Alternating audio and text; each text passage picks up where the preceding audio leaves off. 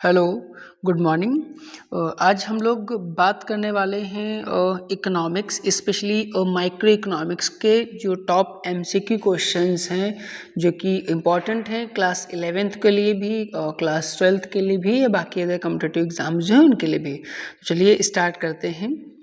जो पहला क्वेश्चन है कि विच of the following is not concerned with the problem of choice. Means in सारे ऑप्शंस में से कौन सी ऐसी एक प्रॉब्लम है जो इकोनॉमिक्स के प्रॉब्लम या इकोनॉमिक्स की जो प्रॉब्लम है ना, प्रॉब्लम ऑफ चॉइस, उससे कंसर्न नहीं रखती है। इकोनॉमिक्स प्रॉब्लम ऑफ चॉइस नहीं है। पहला ऑप्शन है excessive income, alternative use of resources, unlimited wants और लिमिटेड रिसोर्सेज। जब हम लोग माइक्रो इकोनॉमिक्स या इकोनॉमिक्स पढ़ते हैं तो सबसे पहले ही देखते हैं कि जो हमारी जो इकोनॉमिक प्रॉब्लम्स हैं उनके राइज होने का बेसिक रीज़न क्या होता है। उनके राइज होने का बेसिक रीजंस, दो बेसिक रीजंस होते हैं। First is unlimited wants and second is limited resources, और एक और ऑप्शन हम कह सकते हैं अनलिमिटेड यूज ऑफ रिसोर्सेज। जो तीन option B, option C and option D हैं, these three options are the reason behind the problem of the choice. But जो फर्स्ट ऑप्शन है एक्सेसिव इनकम, एक्सेसिव इनकम आपका जो प्रॉब्लम है ये problem of choice से कंसर्न नहीं रखता। तो इसका जो ऑप्शन हो जाएगा, कौन सा ऑप्शन से हो जाएगा? Correct option is option A, excessive income. तो इस क्वेश्चन का करेक्ट ऑप्शन कौन सा हो जाएगा? Option A, excessive income. Excessive income is not concern with the problem of choice. हमारी प्रॉब्लम ऑफ चॉइस नहीं होती, इस बात का ध्यान रखिएगा। देन चलते हैं नेक्स्ट क्वेश्चन के ऊपर। Principal characteristics of resources are, जो हमारे रिसोर्सेज होते हैं इनकी प्रिंसिपल कैरेक्टरिस्टिक्स क्या है? तो जैसा कि हमें पता है जो हमारे रिसोर्सेज होते हैं, रिसोर्स कैसे होते हैं? पहला ऑप्शन इसका there are scarce in relation to our needs. यहाँ पे थोड़ा सा करेक्शन है, स्केल्स नहीं, स्केर्स है। स्कार्सिटी, विलुप्तता जिसको कहते हैं, कमी होना, scarcity. First option there are scarce in relation to our needs, कि जो रिसोर्सेज होते हैं वो हमारे नीड्स के कंपैरिजन में कम होते हैं, उनकी स्कैर्सिटी होती है। Option B they are alternative uses, उनके अल्टरनेटिव यूजेस होते हैं। Option C both and B and D none of this. तो जो कैरेक्टरिस्टिक्स ऑफ रिसोर्सेज, जैसा कि हम लोग जानते हैं हमारे रिसोर्सेज में दो कैरेक्टरिस्टिक्स होती है। पहला, the resources are scarce. Resources कैसे होते हैं? रिसोर्सेज आर स्केर्स, रिसोर्सेज हमारे स्केर्स होते हैं कंपेरिजन टू अवर नीड्स। जितनी हमारी नीड्स होती है या जो हमारी नीड्स तो अनलिमिटेड होती हैं, उनके कंपेरिजन में रिसोर्स कैसे होते हैं?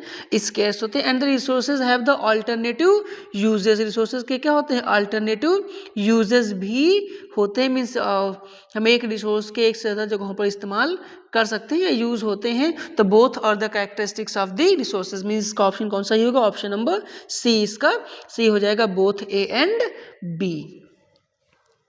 Next question, the economic problems arises due to the fact that, कि जो इकोनॉमिक प्रॉब्लम्स होती हैं वो क्यों अराइज होती हैं? जब हम लोग इकोनॉमिक प्रॉब्लम्स पढ़ते हैं तो इकोनॉमिक प्रॉब्लम्स के जो रीजंस होते हैं, why the economic problems are arises, तो वहाँ पे तीन रीजंस पढ़ते हैं। First is resources are scared, resource scarce होता है, बिल्कुल सही बात है। B option, human wants are unlimited, हमारी वांट्स कैसी होती हैं? अनलिमिटेड भी होती हैं। And option C, resources have alternative uses. अभी प्रीवियस क्वेश्चंस में देखा हम लोगों ने कि रिसोर्स हमारे कैसे होते हैं? अनलिमिटेड होते हैं। दैट्स वाई इस क्वेश्चन का जो आंसर होगा ऑप्शन कौन सा सही होगा? Option D, all of these वाला ऑप्शन सही होगा।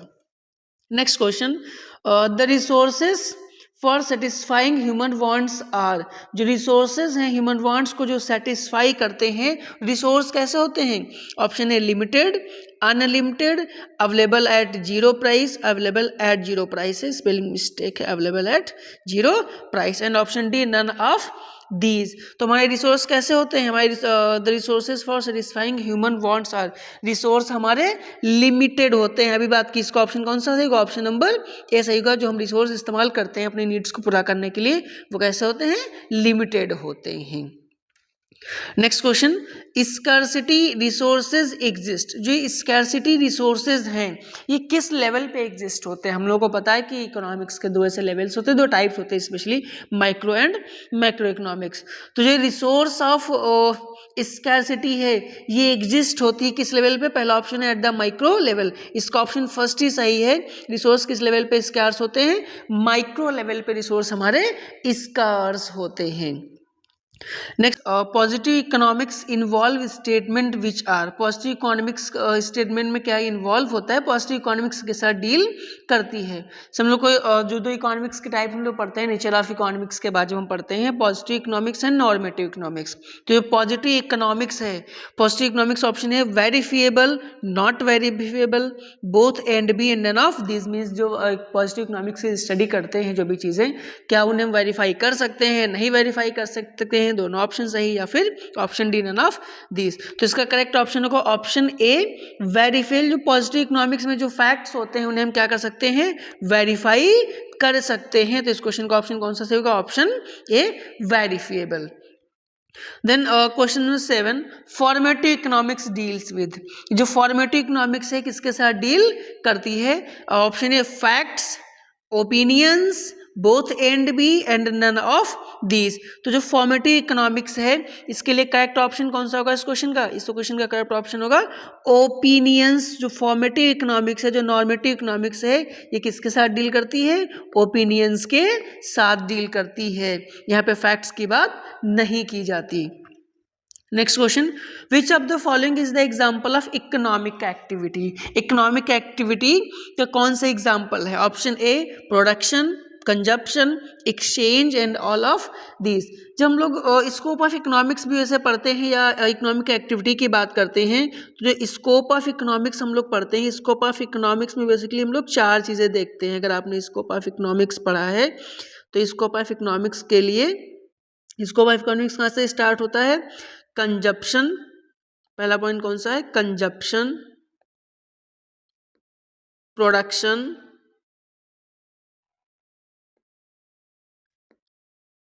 Exchange, consumption, production, exchange and fourth is a distribution.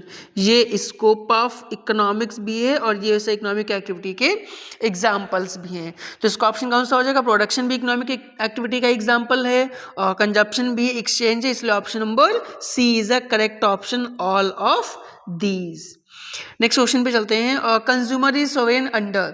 जो कंज्यूमर है, जो उपभोक्ता है, उसकी संप्रभुता, उसकी जो संप्रभुता होती है वो किस इकोनॉमी में होती है? पहली control economy, free economy, mixed economy, both B and C. जब हम लोग इंडियन इकोनॉमी में वैसे टाइप्स ऑफ इकोनॉमी पढ़ते हैं तो वहाँ पे control, free, mix economy, plant economy, ये सारी इकोनॉमीज के टाइप्स पढ़ते हैं। तो कंट्रोल इकोनॉमी क्या है? Control economy specially control by any government और एनी अथॉरिटीज। ये तो इकोनॉमी ऐसी इकोनॉमी है जो किसी न किसी अथॉरिटी के द्वारा कंट्रोल में होती है।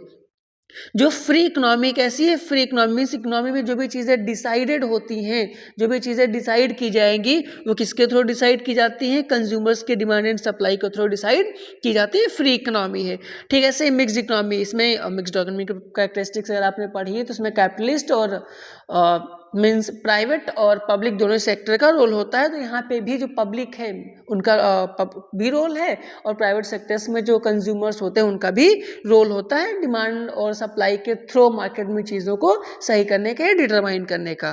तो जो कंज्यूमर की सोवरेनिटी है वो इस फ्री मार्केट में भी है और मिक्स इकोनॉमी में भी। That's why the answer option D is a correct option, both B and C. Next question, economic problems आते हैं। Question number 10, economic problems arises due to. जो इकोनॉमिक प्रॉब्लम्स हैं वो किस वजह से अराइज होती हैं? फर्स्ट ऑप्शन है लिमिटेड, पे लिमिटेड नीड्स कर लीजिएगा, लिमिटेड नीड्स एंड ये स्कर्स मीन्स है, limited needs and scarce means. Alternative uses and option both B and सी। तो जो इकोनॉमिक प्रॉब्लम्स अराइजेज होती हैं वो किसकी वजह से होती हैं? स्केर्स मीन्स की वजह से होती हैं और अल्टरनेटिव यूजेस की वजह से होती है। लिमिटेड नीड्स तो हमारी होती ही नहीं, हमारी नीड्स कैसी होती हैं? अनलिमिटेड नीड्स होती हैं, इसलिए पहला option is the incorrect option. Option D is a correct option for this question. Both B and C हमारे इकोनॉमिक प्रॉब्लम्स दोनों वजह रीजन्स की वजह से अराइज होती हैं। Then next question, question number 11, slope of production possibility curve. जो production possibility curve होता है उसका स्लोप कैसा होता है? तो आप लोगों को प्रोडक्शन पॉसिबिलिटी कर्व, ये पीपीसी है प्रोडक्शन पॉसिबिलिटी कर्व, इसका स्लोप कैसा होता है? ये ऐसे हम बनाते हैं production possibility curve. Production possibility curve is downward slope from left to right, Q D of X and Q of Y.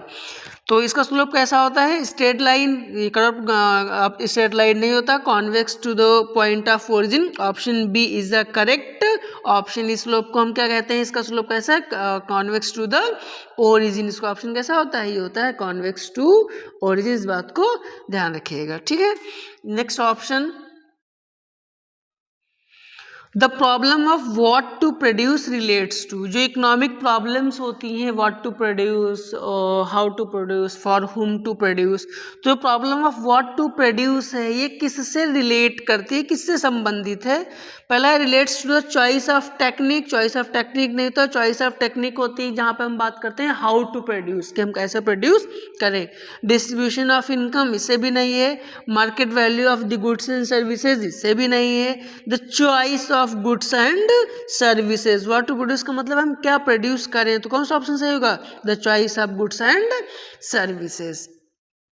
Question number 13, next question, which of the following is related to the problem of how to produce. अभी previous question में बात की थी हम लोगों ने how to produce का option क्या होगा? How to produce factorial distribution of income, ये ऑप्शन इनकरेक्ट ऑप्शन होगा। The choice of technique, option B is a correct option. जब हम बात करेंगे किसी गुड्स का हम प्रोडक्शन कैसे करें, means problem how to produce, it means the choice of technique की हम उस गुड्स का प्रोडक्शन करने में कौन सी टेक्निक का इस्तेमाल करेंगे, इसलिए आंसर आपका कौन सा होगा? ऑप्शन बी सही होगा। Next question, increase of resources employs that production possibility curve, means जैसे ही हम रिसोर्स जो एम्प्लॉय किए हैं वो जब हम इंक्रीज करते हैं प्रोडक्शन पॉसिबिलिटी कर्व में, तो प्रोडक्शन पॉसिबिलिटी कर्व किधर शिफ्ट होता है? ये अगर प्रोडक्शन पॉसिबिलिटी कर्व बना हुआ है, सपोज ये क्या बना है? Production possibility curve. Production possibility curve कैसा शेप होता है? कॉनकेव टू ओरिजिन होता है। PPC is concave to origin, production of X and Q of Y. इसे कैसा होता है? स्पेशली ध्यान रखिएगा, पीपीसी का कर्व कॉनकेव टू ओरिजिन होता है। जैसे ही हम रिसोर्सेज बढ़ाते हैं, इंक्रीज करते हैं, जब हम रिसोर्स इंक्रीज करेंगे तो प्रोडक्शन पॉसिबिलिटी कर्व किधर शिफ्ट होता है? शिफ्ट टू राइट या फिर अपवर्ड कह सकते हैं। जब रिसोर्स ज़्यादा इंप्लीमेंट करेंगे तो प्रोडक्शन एक्स और वाई गुड्स का भी क्या होगा? इंक्रीज हो जाएगा। That's why first option is the correct option, shift to the right. Production possibility का पीपीसी कहाँ शिफ्ट हो जाता है? राइटवर्ड शिफ्ट हो जाता है। Question number 15, concavity of PPC implies. अभी हमने बात की थी कि जो पीपीसी का शेप होता है, पीपीसी कैसा होता है? कॉन्केव टू ओरिजिन होता है। पीपीसी कैसा होता है? Q of X, quantity of X and quantity of Y. PPC concave होता है। तो जो कॉनकेव है किस रीजन की वजह से होता है?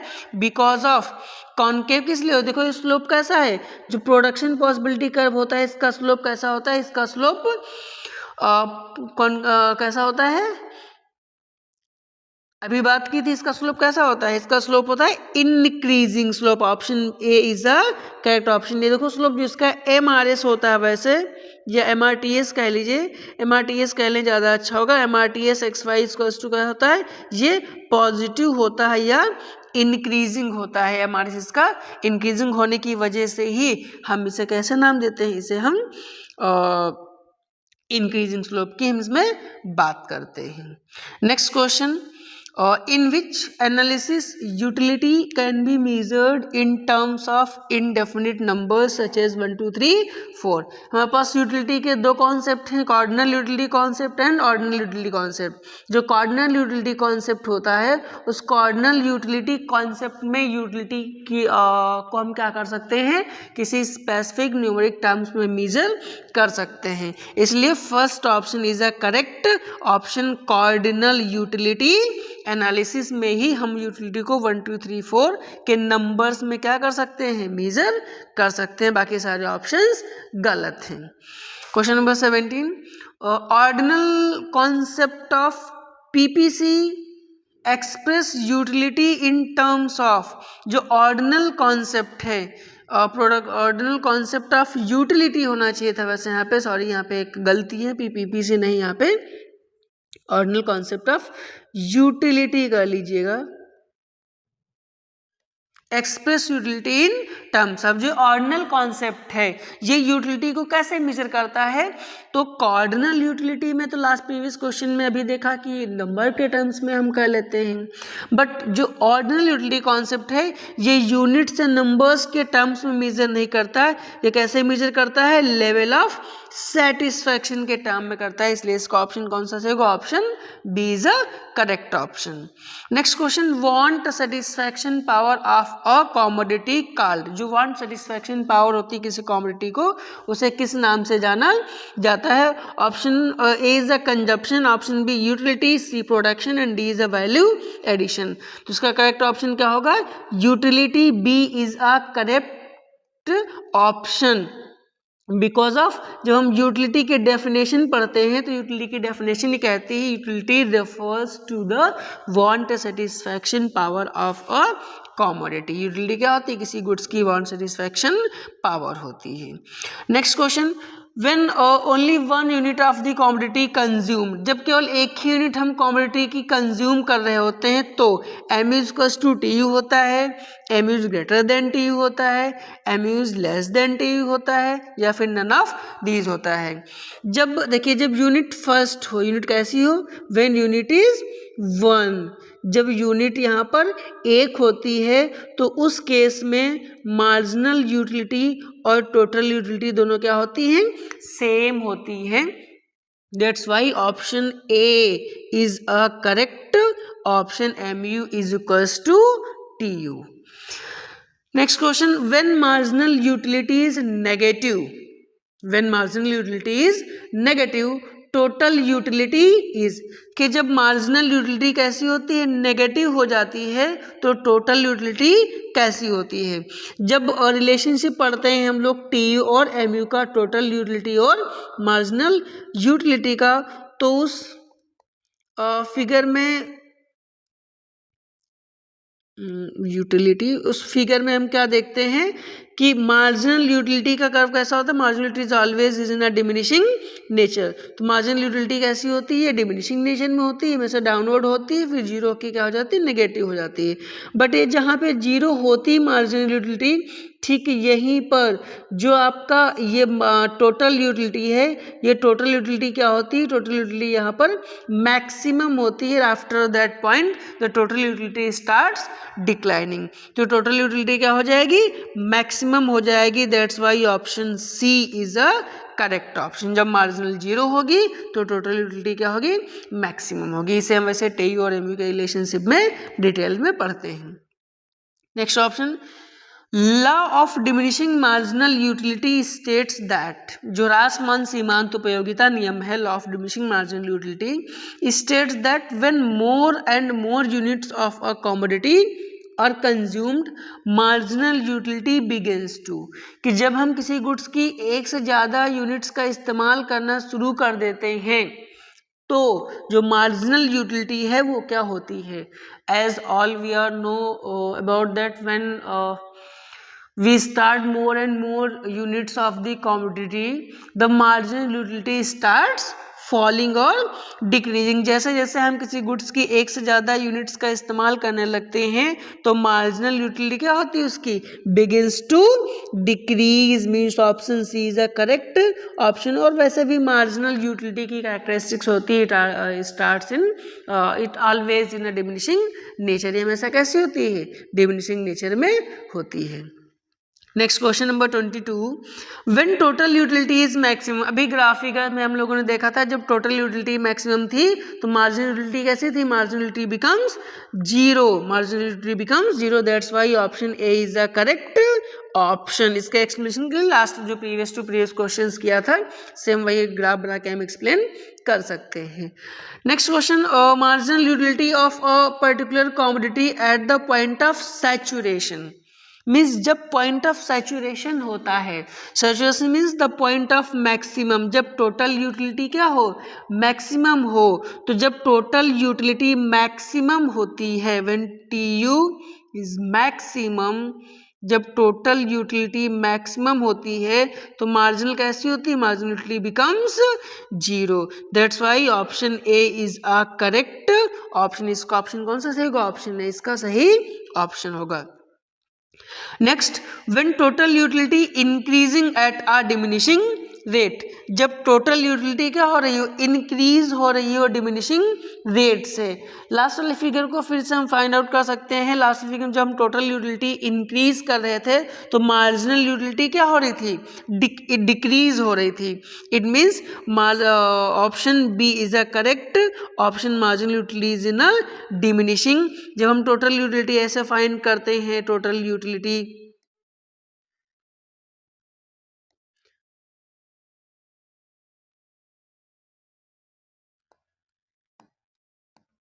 यूटिलिटी क्यूडी क्वांटिटी बराबर एक्स। जब टोटल यूटिलिटी इंक्रीज हो रही होती है यहाँ से तो मार्जिनल यूटिलिटी इस तरीके से मार्जिनल यूटिलिटी का एक कर्व बना होता है। मार्जिनल यूटिलिटी क्या हो रही होती है, डिक्रीज हो रही होती है, इसलिए option B is a correct option. इसके डिटेल एक्सप्लेनेशन के लिए हम relationship between MU and TU पढ़ सकते हैं, वहाँ पे ये चीज़ें क्लियर हो जाएंगी। Next option 25 is an example of micro economic theory. किसमें से कौन सा एग्जाम्पल है माइक्रो इकोनॉमिक थ्योरी के। जैसा कि हम लोग को पता है कि माइक्रो इकोनॉमिक्स डील करती है किसके साथ, इंडिविजुअल यूनिट्स के साथ, जबकि मैक्रो इकोनॉमिक्स डील किसके साथ करती है, aggregate of the individual units के साथ। Option is a theory of consumption, theory of economic growth, theory of money, theory of income and employment.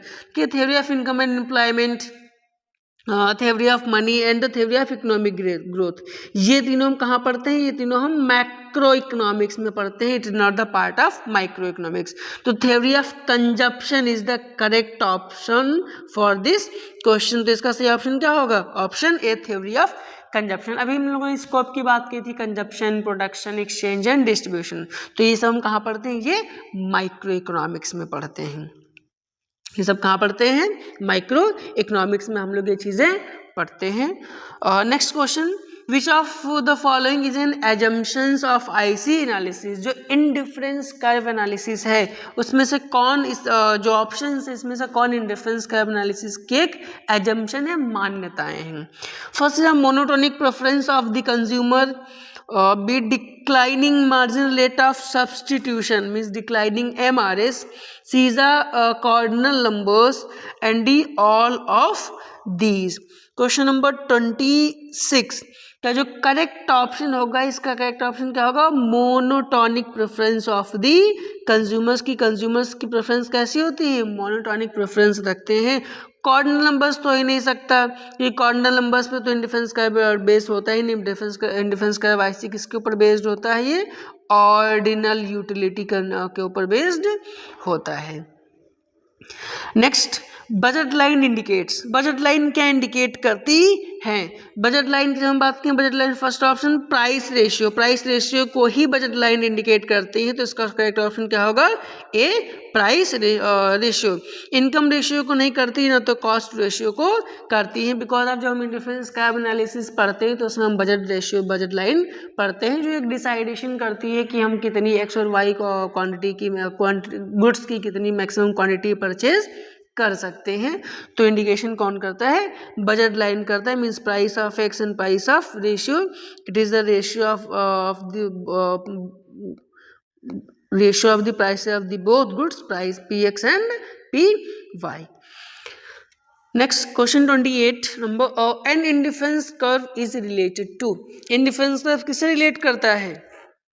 Consumers income, नहीं, कंज्यूमर्स इनकम से इंडिफरेंस कर्व रिलेट नहीं करता। Prices of goods X and Y, consumer indifference curve इससे भी relate नहीं करता। Total utility from goods and x, नहीं, ये भी ऑप्शन सही नहीं है। Choice and preference of the consumers is the right option for this question, क्योंकि हम इंडिफरेंस कर्व में क्या देखते हैं कि कंज्यूमर जब गिवन इनकम पे दो गुड्स का कंजप्शन करता है तो किस तरीके से दोनों गुड्स का कंजप्शन करता है, किस गुड्स को ज़्यादा कंज्यूम करता है, किसको कम करता है, कंज्यूमर कहाँ पे इंडिफरेंट रहता है, means choices and preference of the consumers की स्टडी करते हैं हम through indifference curve analysis. Next is given the fact that MRS between goods X and Y is a diminishing। अगर marginal rate of substitution of goods X and Y कैसा है? Diminishing है, तो indifference curve कैसा होगा? अभी previous question में देखा था कि इंडिफरेंस कर्व की प्रॉपर्टी कि indifference curve is convex to origin होता है। इंडिफरेंस कर्व कैसा होता है? कॉन्वेक्स टू ओरिजिन होता है, मीन्स ये इसकी एक property convex to origin, and the reason behind this convexity is the diminishing rate of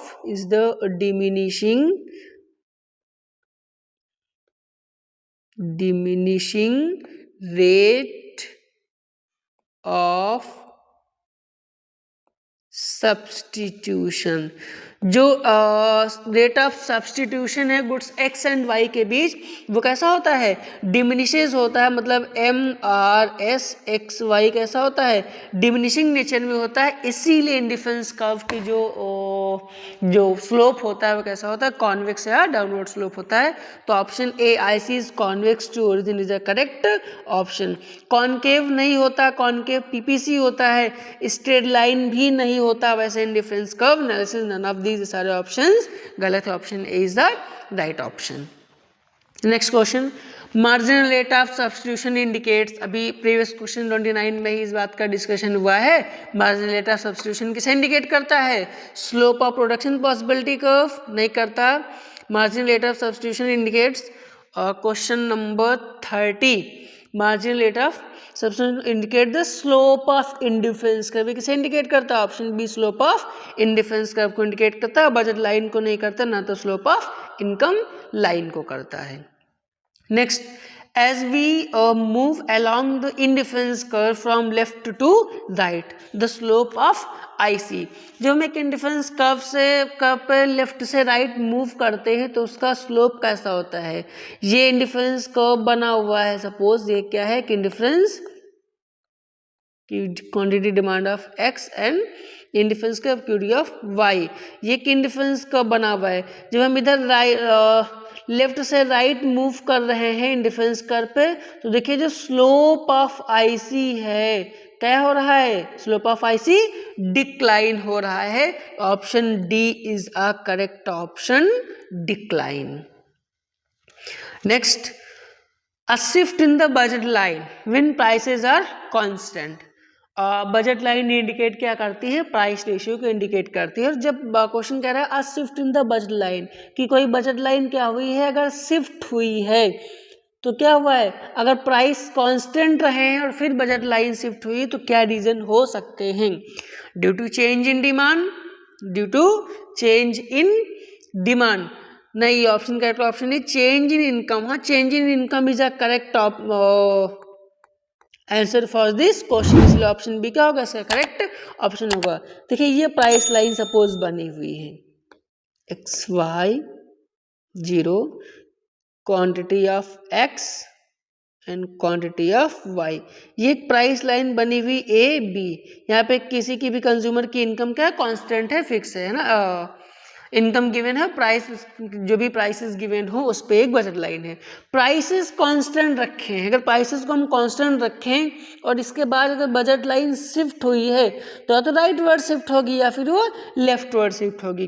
तो चाहे लेफ्ट शिफ्ट हो चाहे राइट शिफ्ट हो, लेफ्ट या राइट शिफ्ट होने का मतलब है there is only one possibility and that is the change in income की। कंज्यूमर की इनकम क्या हुई होगी, चेंज हुई होगी। इनकम में चेंज होने की वजह से बजट लाइन शिफ्ट हो सकती है।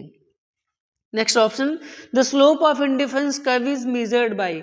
स्लोप ऑफ इंडिफरेंस कर्व कैसे मेजर किया जाता है, अभी प्रीवियस क्वेश्चंस में इसका डिस्कशन ऑलरेडी हो चुका है। एमआरएस क्या करता है, marginal rate of substitution indifference curve के स्लोप को मेजर करता है, इसलिए इसका सही ऑप्शन कौन सा होगा, marginal rate of substitution, B option सही ऑप्शन होगा। Next, marginal rate of substitution of x for y is calculated as. ये जो मार्जिनल रेट ऑफ सब्स्टिट्यूशन है ये कैसे हम कैलकुलेट करते हैं, तो हम MRS लिखते हैं, marginal rate of substitution of x and y, MRS X Y is equals to delta y upon delta x. It means change in y upon change in x. Correct option is a change in y and change in x is a correct option. px and py तो price ratio है जो कि budget line को indicate करते हैं, तो इसका option सही ए एंड बी ऑप्शन सही नहीं हो सकते, बजट लाइन के लिए सही हो सकते हैं। Next question is 35 number, a set of IC drawn in a graph is called. एक ही ग्राफ पे जो हम कई सारे sets of indifference curve draw करते हैं तो क्या कहलाता है, जब एक ही इंडिफरेंस कर्व पर बहुत सारे quantity of x quantity of y बहुत सारे इंडिफरेंस कर्व ड्रॉ किए जाए। सपोज एक इंडिफरेंस कर्व है IC1, एक इंडिफरेंस कर्व हमने ड्रॉ किया IC2, एक और इंडिफरेंस कर्व हमने ड्रॉ किया IC3। ऐसे बहुत सारे जब इंडिफरेंस कर्व हम ड्रॉ करते हैं तो इस पूरे फिगर को क्या कहा जाता है, इंडिफरेंस मैप कहा जाता है। The correct option is option B. Next, specific quantity to be purchased against a specific price of the commodity is called। जब किसी स्पेसिफिक प्राइस पर, जब किसी स्पेसिफिक प्राइस पर या पर्टिकुलर प्राइस पर किसी गुड्स की जितनी पर्टिकुलर क्वांटिटी परचेज की जाती है उसे हम क्या कहते हैं, demand, quantity demand, movement along the demand curve, shift in demand का मूवमेंट और शिफ्ट दोनों का अगर ऑप्शन है। जब चेंजेस होते हैं प्राइस में किसी दूसरे गुड्स में तो ही होते हैं। जब स्पेसिफिक प्राइस पे स्पेसिफिक क्वांटिटी परचेज की जाती है क्या कहलाती है, क्वांटिटी डिमांडेड कहलाती है, इसलिए इसका ऑप्शन कौन सा होगा, सही ऑप्शन इसका बी होगा। क्वांटिटी डिमांडेड की डेफिनेशन जब पढ़ते हैं तो हम सेम ऐसे कुछ डेफिनेशन भी उसकी पढ़ते हैं। Next question, downward sloping of the demand curve shows और रिप्रेजेंट्स। डिमांड कर्व का जो डाउनवर्ड स्लोप होना होता है, डाउनवर्ड स्लोप होता है डिमांड कर्व, वो क्या रिप्रेजेंट करता है, as we know the demand curve is downward slope quantity of x and price. Demand curve कैसा होता है, डाउनवर्ड स्लोप होता है, लेफ्ट टू राइट। क्या स्लोप का रिप्रेजेंट करता है, ये रिप्रेजेंट करता है there is a inverse relationship और negative relationship between price and quantity demand. Inverse relationship को रिप्रेजेंट करता है, इसलिए option B is a correct option, inverse relationship between price and quantity demanded. Next, in case of normal goods demand curve shows. Normal goods के case में demand curve क्या shows करता है, क्या रिप्रेजेंट करता है, in case of normal goods demand curve shows the negative slope और negative relationship, इसलिए ऑप्शन ए सही होगा। अभी प्रीवियस क्वेश्चन में देखा हम लोगों ने बात की कि डिमांड कर्व क्या करता है कि इनवर्स या नेगेटिव रिलेशनशिप को रिप्रेजेंट करता है, इसलिए इसका ऑप्शन क्या होगा, negative slope. Next, law of demand must fall in case of. Law of demand किस केस में फॉल है, काम नहीं करता है। नॉर्मल गुड्स के केस में तो लॉ ऑफ डिमांड काम करता है, मगर कुछ ऐसी स्पेशल गुड्स होती हैं जिनके केस में लॉ ऑफ डिमांड काम नहीं करता, वो लॉ ऑफ डिमांड के एक्सेप्शनल केसेस भी कहलाती हैं। तो नॉर्मल गुड्स तो इसका आंसर सही आंसर नहीं हो सकता, क्योंकि नॉर्मल गुड्स के केस में तो काम करता है। इन्फीरियर गुड्स के केस में भी नहीं।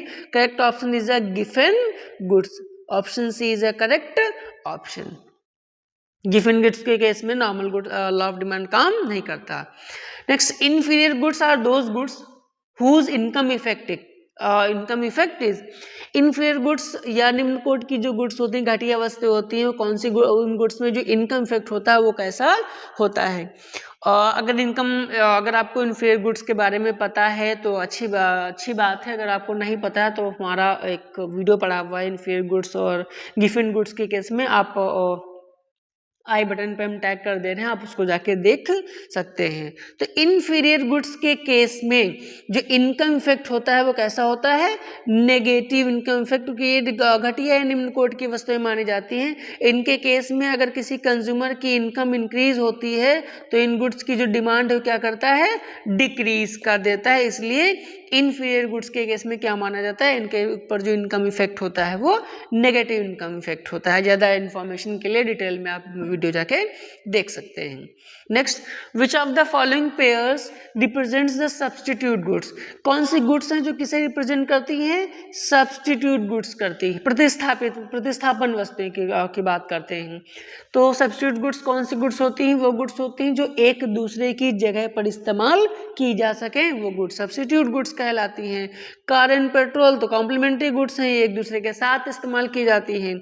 Juice and cold drink is a right option for this question. Juice और कोल्ड ड्रिंक क्या है, ये सब्सटीट्यूट गुड्स हैं। एक टाइम पर हमें तो जूस का कंजप्शन करेंगे या तो कोल्ड ड्रिंक का कंजप्शन करेंगे, इसलिए कैसी है, सब्सटीट्यूट गुड्स का एग्जाम्पल है। Next, in case of given paradox the slope of demand curve, given paradox के केस में जो स्लोप ऑफ डिमांड कर्व होता है वो कैसा होता है। ठीक है, नॉर्मल गुड्स के केस में जहाँ पे लॉ ऑफ डिमांड इंप्लीमेंट होता है वहाँ पर स्लोप कैसा होता है, नेगेटिव होता है। जो अगर हम नॉर्मल गुड्स की बात करें, पहले quantity of X and price, ये केस किसका है, ये नॉर्मल गुड्स का केस है। नॉर्मल गुड्स के केस में जो डिमांड कर्व होता है वो कैसा होता है, डाउनवर्ड स्लोप होता है, क्योंकि यहाँ पे तो लॉ ऑफ डिमांड काम करता है और लॉ ऑफ डिमांड कहता है there is a inverse relationship between these two. But गिवन गुड्स के केस में जो रिलेशनशिप होती है प्राइस और डिमांड के बीच में वो कैसी होती है, पॉजिटिव रिलेशनशिप होती है। अगर किसी गुड्स का प्राइस इंक्रीज होता है तो डिमांड भी उसकी क्या होती है, इंक्रीज होती है गिवन गुड्स के केस में। इसलिए जो स्लोप होता है गिवन गुड्स के केस में वो कैसा होता है, पॉजिटिव होता है। इसलिए ऑप्शन क्या होगा, option B is a right option. Next, demand curve upward sloping for, demand curve upward slope क्यों होता है, किस वजह से होता है ना। तो नॉर्मल गुड्स के केस में डिमांड कर्व कैसा होता है, नॉर्मल गुड्स के केस में तो डाउनवर्ड होता है, तो ये तो ऑप्शन सही नहीं होगा। इनफीरियर गुड्स के केस में नहीं होगा। अभी प्रीवियस क्वेश्चन नंबर 42 में बात की थी, कहाँ पे होता है, गिवन गुड्स के केस में डिमांड कर्व कैसा होता है, अपवर्ड होता है। इसलिए C is a correct option. Next question, movement along the demand curve occurs, movement जो डिमांड कर्व पे मूवमेंट कब होता है, देखिए दो इंसिडेंट्स होते हैं, movement along the demand curve and shifting along of demand curve. इसको डिमांड कर्व या डिमांड को अफेक्ट करने वाले बहुत सारे फैक्टर्स या डिटर्मिनेंट्स होते हैं। जो प्राइस होता है, किसी कॉमोडिटी का price is important factor, price उसका सबसे इंपॉर्टेंट फैक्टर होता है। तो प्राइस की में चेंज होने की वजह से अगर किसी गुड्स की डिमांड में चेंज होता है तो ऐसा चेंज जब एक डिमांड कर्व पे होता है तो क्या कहलाता है, मूवमेंट कहलाता है। और प्राइस के अलावा जितने फैक्टर्स बचे, चाहे इनकम ऑफ द कंज्यूमर हो, चाहे प्राइस ऑफ रिलेटेड गुड्स हो या कोई दूसरा फैक्टर हो, उसकी वजह से अगर डिमांड में कोई चेंज आता है तो शिफ्टिंग इन डिमांड कहलाती है। तो आपसे मूवमेंट पूछा है तो मूवमेंट किस वजह से होता है, due to change in own price of the commodity. Option A is a correct answer. Next question, shift in demand curve. अभी बात की थी शिफ्टिंग डिमांड कर्व कब पॉसिबल होगा, शिफ्टिंग कब होगी, जब चेंज हो किसमें, प्राइस को छोड़ के बाकी बचे फैक्टर्स में। तो fall in demand curve due to rise in own price of the commodity, नहीं, ये मूवमेंट कहलाएगा। Rise in demand due to fall in own price of the commodity, नहीं, ये भी मूवमेंट में ही शामिल होगा। Change in demand due to factors other than its own price, सही ऑप्शन, ऑप्शन नंबर सी आपका सही ऑप्शन है कि प्राइस को छोड़ के बाकी बचे फैक्टर्स की वजह से अगर आता है कोई चेंज तो वो शिफ्टिंग कहलाती है। Next, a fall in income of the consumer in case of normal goods will cause. Normal goods के केस में अगर किसी कंज्यूमर की इनकम क्या हो जाए, कम हो जाए, है ना। नॉर्मल गुड्स के केस में अगर किसी इनकम की कंज्यूमर की इनकम अगर कम हो जाए तो क्या होगा, upward movement on the demand curve. देखिए मूवमेंट तो तब होगा जब प्राइस में चेंज हो, और यहाँ पे चेंज किस में बताया गया है, इनकम में। ऑप्शन है अपवर्ड मूवमेंट नहीं हो सकता क्योंकि प्राइस में तो चेंज नहीं हुआ। डाउनवर्ड मूवमेंट भी नहीं हो सकता क्योंकि प्राइस में चेंज नहीं हुआ। शिफ्टिंग हो सकता है बट इनकम क्या हुई, फॉल्स हुई, कम हुई ना, तो जो डिमांड कर्व है वो भी किधर शिफ्ट होगा, leftward shifting of the demand curve. Option number D is a correct option. Word की स्पेलिंग मिस स्पेल्ड है, word WARD। Option number D is a correct option. Next question, increase in the price of the electricity will cause the demand of electric appliances. क्योंकि electricity का price increase हो जाए तो जो electric appliances है उनके demand पे क्या इम्पैक्ट पड़ेगा, कि electricity and electric appliances are just like a complementary goods. ये कॉम्प्लीमेंट्री गुड्स हैं। इलेक्ट्रिक एप्लायंसेस होगा तो इलेक्ट्रिसिटी का कंजप्शन हमें करना ही करना पड़ेगा। तो अगर इलेक्ट्रिसिटी का प्राइस इंक्रीज हो गया है, means price of electricity is increase, price of electricity will cause the demand for electric appliances। अगर प्राइस ऑफ इलेक्ट्रिसिटी इंक्रीज हो गया है तो जो डिमांड है इलेक्ट्रिक एप्लायंसेस में वो क्या हो जाएगी, demand of electric appliances is falls और डिक्रीज। ऑप्शन क्या होगा, option number B is a correct option. Next question, positive economics is based on. Positive economics किस पे बेस्ड होती है, positive economics is basically based on facts. इसका option सही क्या होगा, फैक्ट होगा। पॉजिटिव इकोनॉमिक्स किस ऊपर बेस करती है, फैक्ट के ऊपर बेस करती है। Next question, inflation is a state where price rises and value of money. वैसे क्वेश्चन माइक्रो इकोनॉमिक्स का नहीं है बट फिर भी बीच में आगे गलती से, तो इसको भी देख लेते हैं कि जब इन्फ्लेशन आता है तो उस इन्फ्लेशन के सिचुएशन में prices of goods and services क्या होते हैं, इंक्रीज होते हैं। But the value of money क्या होती है कि जब prices of goods and services increase होगा, it means value of money, है ना, क्या हो जाएगी, वैल्यू ऑफ मनी फॉल्स और डिक्रीज। तो इसका करेक्ट ऑप्शन क्या होगा, falls. Correct option is B, value of money क्या होगी, कम हो जाएगी। Next and last question, the concept of invisible hands was introduce by. जो इनविजिबल हैंड्स का कॉन्सेप्ट है ये किसने इंट्रोड्यूस किया है, the concept of invisible hands was introduce by Adam Smith. Adam Smith साहब ने इस कॉन्सेप्ट को इंट्रोड्यूस किया था। इनका कहना था कि मार्केट में कुछ ऐसे इनविजिबल हैंड्स होते हैं जो मार्केट में चीज़ों को डिटरमाइन करते हैं, करेक्ट करते रहते हैं या ऑटोमेटिक उसको सही करते रहते हैं। वो इनविजिबल हैंड्स कैसे बताए उनका, मार्केट में क्या होती है, दो इनविजिबल हैंड्स होते हैं, डिमांड एंड सप्लाई। ये अपने आप से चीज़ों को मैनेज करते रहते हैं। तो ये माइक्रो इकोनॉमिक्स से कुछ टॉप 50 क्वेश्चंस थे जो सब आप सबके एग्जाम्स के लिए इम्पॉर्टेंट हैं।